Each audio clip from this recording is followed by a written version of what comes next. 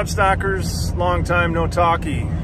Zach, the stock cropper, coming to you on a beautiful, beautiful Saturday afternoon here in the northern hinterlands of Iowa.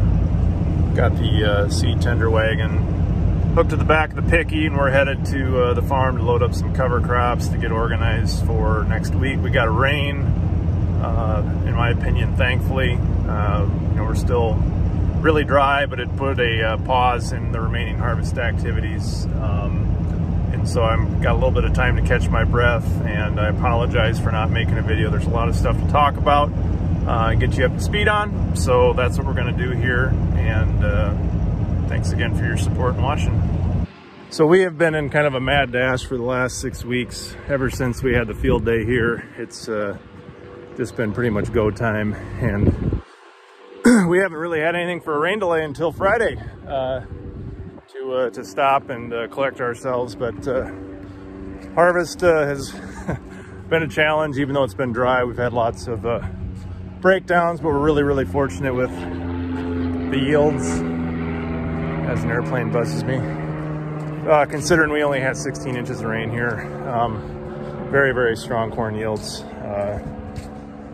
I would guess the farm's going to average probably somewhere between 220 to 230 by the time it all shakes out. We've got about 40 acres to pick, and some strip till, and quite a few cover crops yet to go on. That mainly custom work. We pretty much have all of our covers on.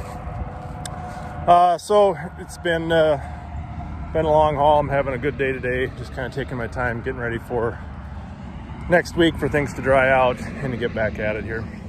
So I'm out here in the stock cropper plot, and the sheep and the goats here mainly start band.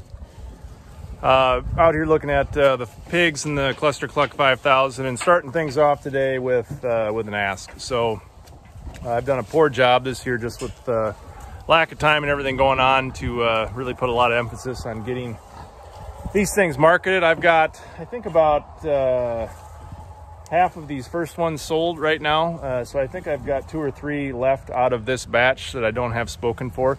These are going to the Conger Meat Market, fantastic USDA certified plant in Conger, Minnesota. They're scheduled for November 10th, and these things are going to be about perfect size. These things are just glorious on this first batch. And then we're going to have the pigs in the Max 9 are going to be going. Their butcher date is December 8th, so about a month later. Since they're a little bit smaller, we're going to give them some more time to finish out and make sure they're nice, juicy, delicious pigs. So if you have enjoyed this project and you say, hey Zach, what you're doing is really cool, this is the part where I could really use some help, and having folks step up to the plate. If you're believing in what we're doing, I really would appreciate the support in stepping up and contacting me to buy. So we're selling either whole or half pigs. So if you want to go in on it with someone else, you have that option. It's really simple. If you want to do it, you just have to, once we take the pigs up, they'll be killed, and then they'll hang for a week, and then we'll have time to get the instructions in for how you want your pigs cut up, and those folks are great. If you've never done it before, as far as talking you through, like, what do you ask for when you have buy a whole hog? You're not just going to Fairway or Hy-Vee and buying pork chops here. You're buying a whole animal, and you got to figure out how to make use of a whole animal. That's part of the whole regenerative ag thing. Like, you got to use everything that you have. And I've been doing this for, I think, almost 11 or 12 years for feeding my family, butchering pigs every fall. And so if you're interested, please give me a call. I'm going to put my number on here on the video down at the bottom of the screen, and would love to fill you on the details. The price per pound that we're going to sell these for, we're going to just use average USDA pasture raised pricing, which is $3.50 a pound for hanging weight. And then the processing fee, depending on what you're going to do, is probably going to be somewhere between $1 to $1.25 a pound on top of that, for some absolutely fantastic pork that's been raised outside in the sunshine, having the ability to root around in the soil and take all the goodness in that is this system we call the stock cropper. So like I said, hit me up on my phone number or send me an email at thestockcropper@gmail.com. I'd really appreciate the support. We've also got chickens left from our first crop, and then we've got our second crop here, which I don't have anything sold out of as well. So like I said, if you could help me out, you like what we're doing, if you're relatively close, you know, I think we'll be making some deliveries probably down to the Ames, Des Moines area, maybe up to Minneapolis as well. So hit me up, and we would love to get some of this top quality pasture raised meat in your freezer to feed your family through the winter. So an update on the Max 9. Here are the Berkshire pigs in the Max 9. They're just a little bit slower than the other set of hogs, and so these are why these are going to be butchered. We're going to give these guys a little over another month here to finish out. But the Max 9 hasn't been moving because in the farmyard up there, we've needed our 560 to run our auger tractor. So we got rid of the cattle that we'd been grazing and stopped movement of this barn about 2 weeks ago once we really got going with corn harvest.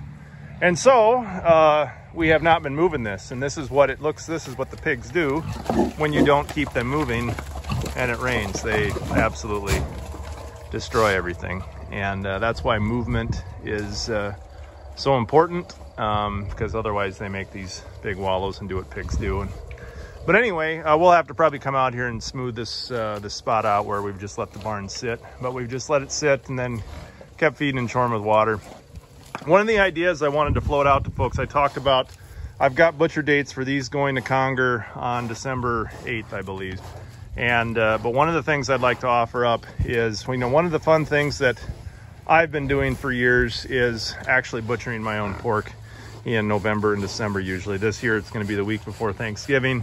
I'm going to meet with some friends down in Ames. But what I was thinking was doing is, if you've been watching this project and you're interested, and switch the camera angle around. If you've been watching this project and you're interested in what we're doing and you're really wanting to learn more where your meat comes from, what I'd really like to do is open up the butchering process. If you want to come and learn how to cut up a hog and process it and learn about the different cuts, this is one of the ideas that I have with this thing, is to bring people into the process of actually learning where their food comes from with this project. So truly transparent from start to finish. You're actually could be part of the process.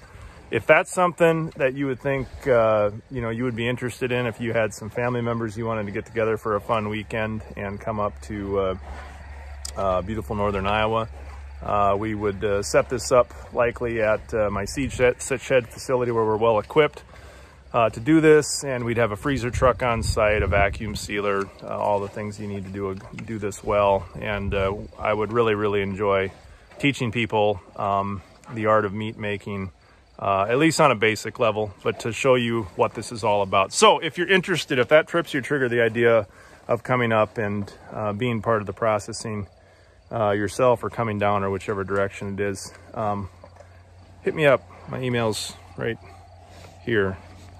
Figure out how to do that.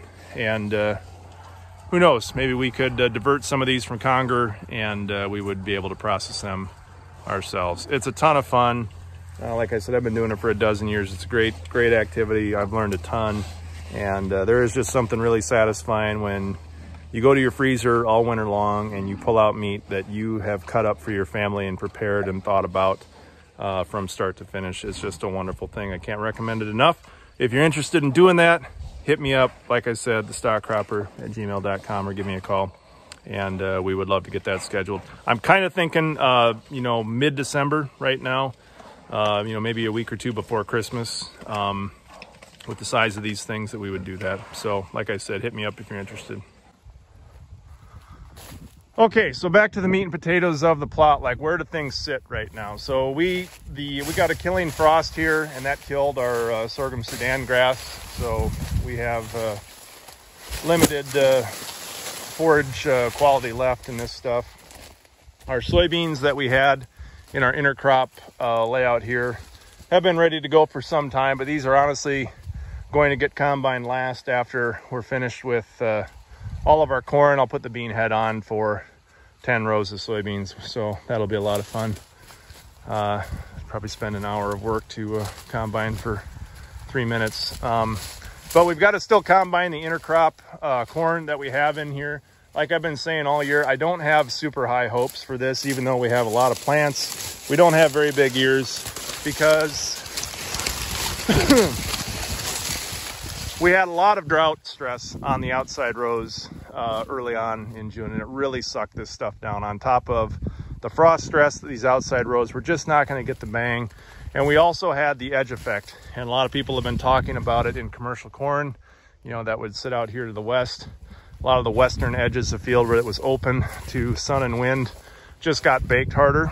And you know, 9 years out of 10, this intercropping piece really works well. But the combination of frost, pasture right next door, sucking water, high population, we'll see what this is going to be. But I'm not expecting to have a 50 or 60 bushel advantage over the conventional acres. The corn here next door to the stock crop, if I remember right, was about 230, 235 bushel in this part of the field. It's a really good spot in the field that we've got this in. So we'll see. I'll tell you what it is. There's no sense of sugarcoating it.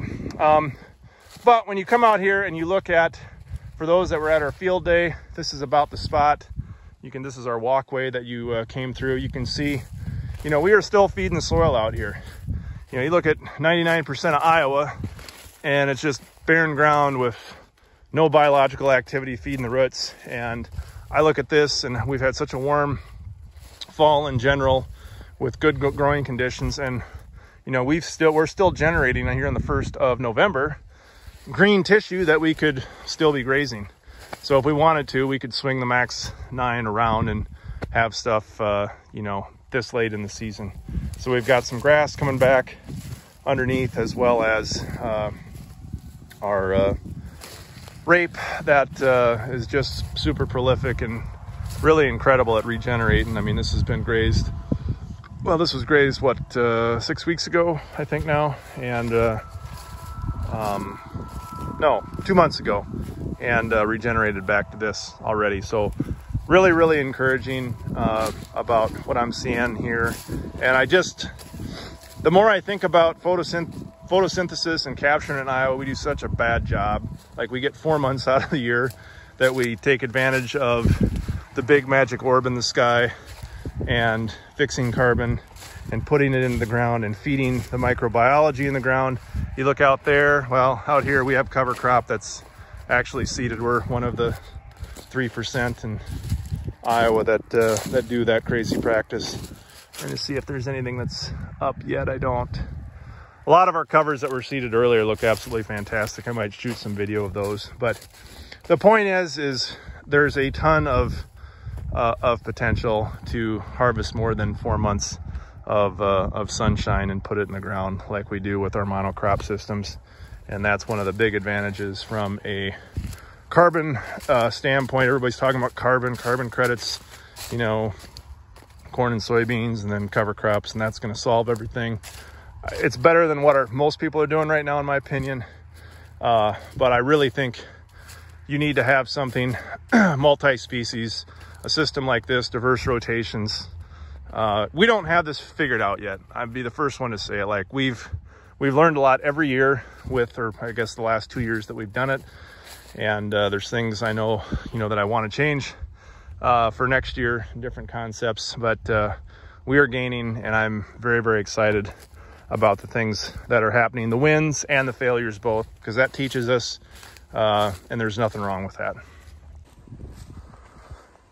So about 2 weeks ago now, I think, I put out a tweet of the Cluck Nano, the barn that Dawn Equipment and I have been working together on to try to come up with a production model for people interested. And we've got great interest. I've had all sorts of people contact me wanting to know when can they buy a barn. And so I tweeted out a video here a couple weeks ago talking about the fact that we had the Cluck Nano here, and we'd got it back after a field day of making some more improvements to the wiring, because the problem we were running into is that getting the electric motors set up to be able to run in adverse ground conditions, you know, that we face in the real world out here. We had underestimated the amount of current and the draw that it was going to take to do that. So we have been trying to get the new components. The supply chain has just been a real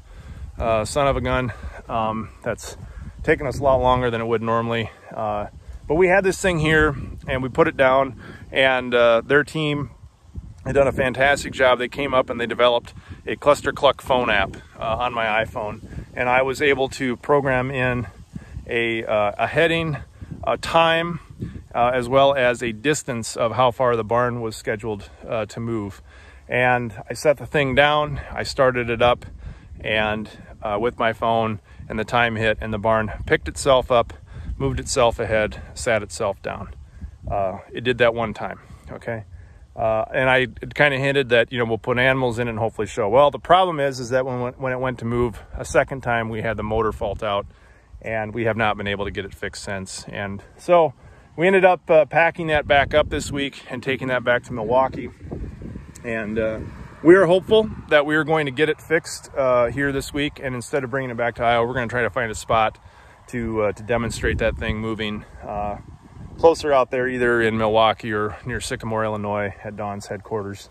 But I know this thing works. We just have to make a couple tweaks. We're going to make some changes to make it more resilient. I think we're going to switch from a 12-volt system to a 24-volt system to reduce the current need through the wires. I'm not an electrical engineer, but that's what the boys were talking about to get that done. So, but that's the good news, is that, you know, this vision of having something that could advance on its own, it was a reality. It worked. I wish I could show you again this week, but that's hopefully going to come before Thanksgiving, that we will show this thing actually doing what we want to do. And that's going to be a big momentum changer for us moving into the spring of 2022, which I'm really excited about. We're going to be completely redesigning the barn. We've taken everything that we learned from this year, the first iteration, the Max 9, the Cluster Cluck 5000, and we are going to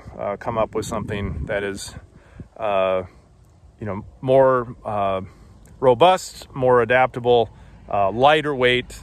We've been battling weight in every one of the models, but we're getting closer. And when we get this thing, it's going to be a hell of a lot of fun when we figure it out. You know, it's frustrating. There's a lot of days where I'm like, we're not going fast enough. We're not, but I think back to what we've accomplished in 2 seasons for, you know, last year, Sheldon and I, and doing this on our own. And now this year, the partnership with Dawn Equipment, and having 3 barns in a field and figuring all this stuff out on a fly and dealing with the drought and supply chain and COVID.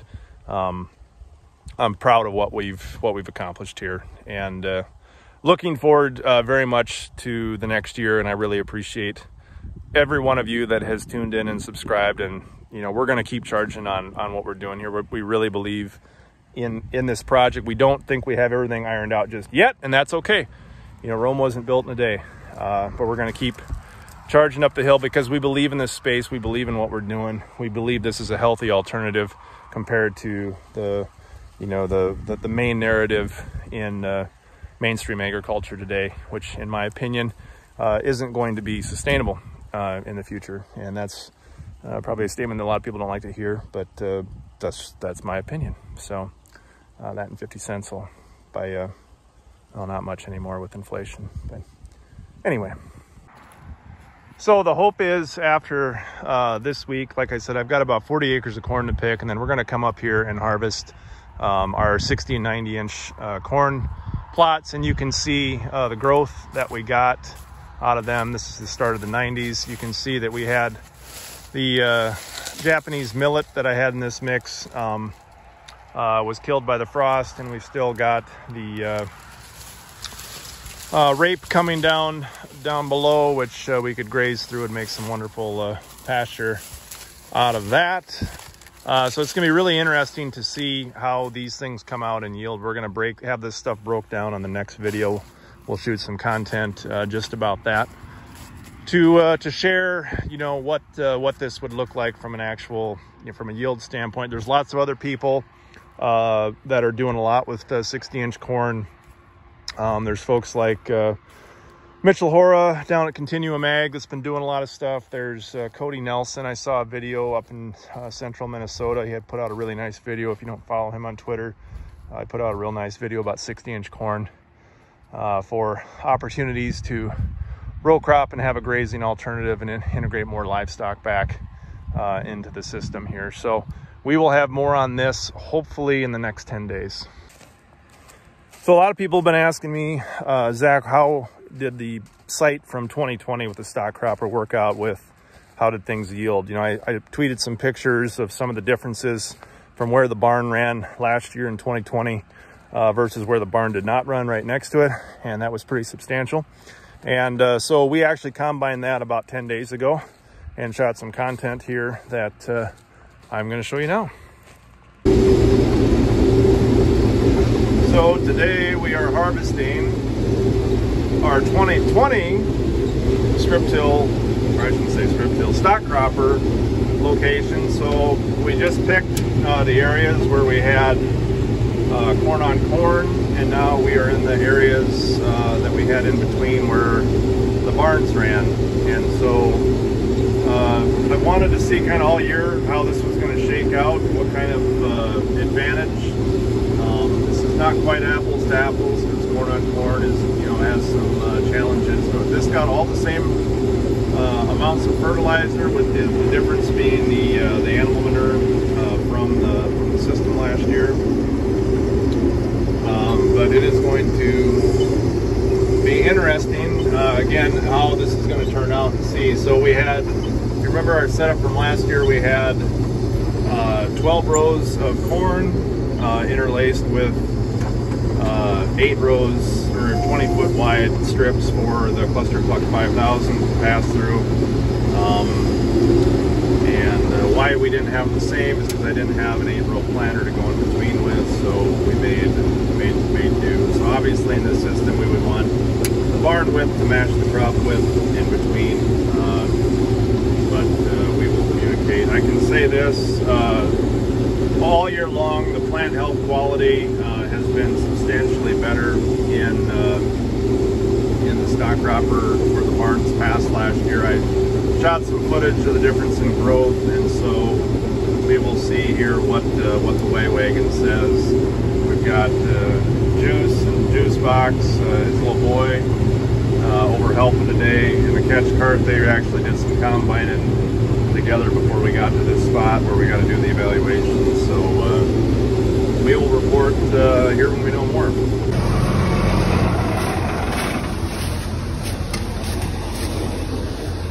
What do you think, Juice Box? Are you going to be shy because we got the camera going? We got the camera going. It's stock cropper time, buddy. Are you not ready for the YouTubes? What'd you get for a weight? 5,500. Okay, I'll go back and do the math here and see what that comes out to be. Is it going good?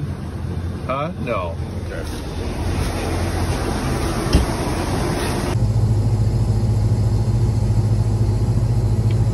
So we're weighing the stock cropper barn passes now, and we will see what we come up with. So just looking back through my footage, I realized that I failed to make a follow-up to the yield results of that. So I'll share them with you now. So the from where the barn ran in 2020, again, I want to summarize. So we put commercial fertilizer where the barn did not run, and we did not put commercial fertilizer. So it was just the animal manure plus nitrogen. It all got the same amount of nitrogen across the plot. And so the strips that were corn last year and corn this year as well. So it was corn on corn compared to corn on animal pasture and manure. So some people will say, well, that's not apples to apples. I'd argue, well, that's the system. You know, especially now you look at the value of commercial fertilizer and what it's done. It's a significant advantage if you can have animal manure, you know, versus going and buying, you know, MAP for $900 a ton right now. So, or wherever it's shaking out. So, but the difference, okay, how did things shake out? The strips of corn on corn, we had 3 of them, and so we just combined all 3 together and averaged them. That averaged right at 190 bushel an acre. And then the corn, where we had the animal barns, there were 3 strips of them. We combined all 3 of them, did the math and the measurement on it. That was 233 bushel an acre. So a 43 bushel an acre difference between the corn on corn strip versus the corn on animal barn strip. So I'm really not sure what to take from that, and a lot of people will probably argue, you know, about that type of a comparison. But I still think it's significant, especially with fertility prices, when you look at what the value of multi-species manure, 43 more bushels, you know, of production versus if we just would have had that thing be all corn on corn this year. Now, is 233 bushel corn that much better than what my commercial acres is? No, it's about the same, okay? But the reality is that in those strips, my costs were less, and that's what this system is driving at. Is we're trying to find ways to, how do we drive down costs and ramp up the value of what we're producing with a non-commodified product, and especially with the animals. So if we're raising 230 bushel corn, or whatever the number is, if we're raising, you know, a commodity crop there, but we still have the opposite year, we're producing this high value, pasture raised, premium priced protein source with multiple species of livestock, not just depending on one species. You can really start to stack these enterprises and build a thing that is a hell of a lot more resilient, especially in an inflationary economy that we are dealing with. It's kind of feels like it's out of control right now. So those are the numbers. I would love to see comments or questions. I'll likely be presenting those numbers in more depth this winter and breaking things down, but wanted to get folks caught up on that as well.